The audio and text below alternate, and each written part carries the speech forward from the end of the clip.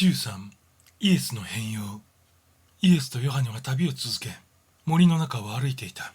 黄色や灰色のさまざまな小鳥たちが軽やかに飛び回り、小枝から小枝へと飛び交っていた。じゃれ合っているように遊んでいる様子は旅人の目を喜ばせていた。しばらく行くと草むらの中に這いずり回っている生き物を見つけた。その生き物がとぐろを巻き、飛び跳ね、素早く突進する様子を見ていた。イエスは言った。蛇はとても変わった生き物ですね。足や羽もないのに、まるで影のように速く動きます。大空の黒雲のように速く、刀のきらめきのように敏捷です。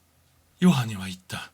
私はこんな這うような生き物は嫌いです。生き物の中でこれぐらい狡猾なものはいないからです。それに先祖のエヴァを騙したんですからね。イエスは言った。そんなことを言ってはいけません。あなたの愛情を蛇に注いでごらんなさい。蛇のいろいろなことがわかるようになり、ついには犬のように忠実に従うようになるんですよ。そんなことができるんですか。そうですとも。私が昔砂漠で生活していた頃、一匹の蛇と友達になったのです。その蛇は私の行くところについてきて、眠っている時は私のそばでとぐろを巻いているのです。夜中にジャッカルやハイエナなどが近寄ってくると、彼らを睨み、シュッと言って黙らせてしまうのです。この生き物は大変な毒を持っている上に、裏切りと嘘つきの代名詞みたいに言われているではありませんか。では伺いますか。敵を殺したり友人を裏切る人間はどうなんですか。裏切りは蛇だけに見られる特性なんですか。それはむしろ人間だけに見られるものではないでしょうか。前にお話しした蛇は、砂漠で飢えていた私に食べ物を探してくれました。それだけではありません。最後まで忠実に仕えてくれた素晴らしい生き物でした。蛇があなたによく仕えたんですって。私はこの生き物と付き合ってから、とても素晴らしいことを知ることができました。生まれつき、どんなに悪いと思われる生き物でも、良い目的のために役立つことができるようになるということです。蛇は狐よりもずるく、地を這う者の中でも最も嫌われている生き物ではありませんか。それは否定なさらないでしょう。イエスはそれには答えず、黙っていた。立ち上がって大空の黒雲を見上げていた。コウモリの羽よりも小さな雲であった。その黒雲が、みるみるうちに大きくなり、東から西へかけて大空いっぱいに広がっていった。イエスは片手を広げると、一粒の雨が降り注いだ。イエスはヨハネの方に向き直っていった。蛇は善悪を知らないどんな野獣よりも賢いのです。一見ずるそうに見えたり、残酷に見える生き物を簡単に裁いてはならないのです。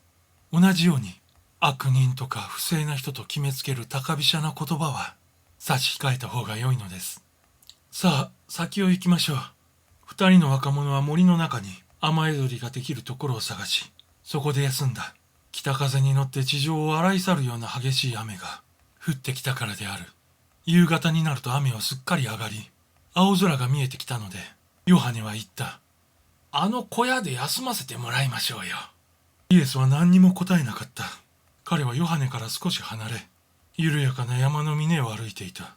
ヨハネはイエスの表情を見て、とっさに彼が深い瞑想に入っていることを知った。それでヨハネは一人で家畜小屋の方へ向かい、ちょうどその小屋の持ち主が、スキを担いで帰ってくるのに出会った。ヨハネはブドウ園の持ち主に、最初のうちこの男は、とてもつっけんどんであったが、一枚の硬貨を握らせると態度が変わり、小屋を貸してくれることになった。遥か山の峰にいるイエスの方を見上げると、なんと灼熱の炎に包まれた彼の姿が目に映った。しかも炎は、彼の姿とともに忽然と消え失せ、夜空に星がきらめく頃になってから、人の影のようなものが見えてきた。ヨハネはこの不思議な光に驚いた。さらに不思議なことに、あのブドウ園の持ち主が、イエスを包み込んでいた炎の光のすぐそばを通って、我が家の方へ歩いていったのに、その光に全然気がつかなかったことである。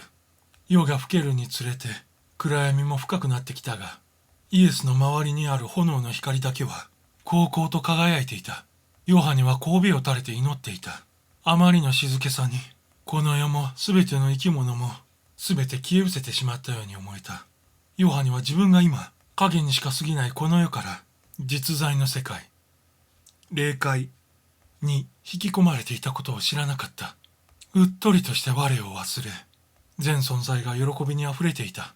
海の引き潮のように次第に我に帰ってくるのを覚えた。我に帰ったヨハネは、たった一人で暗い野原にいることがとても寂しかった。重い足を引きずりながら山の峰に登っていった。自分の肩に誰かの手が触れるのを感じた。見上げるとイエスが立っていた。やがて二人が山を降り、家畜小屋へ入った。イエスは感謝の祈りを捧げ、パンとイチゴを分け合った。それから深い眠りについたのである。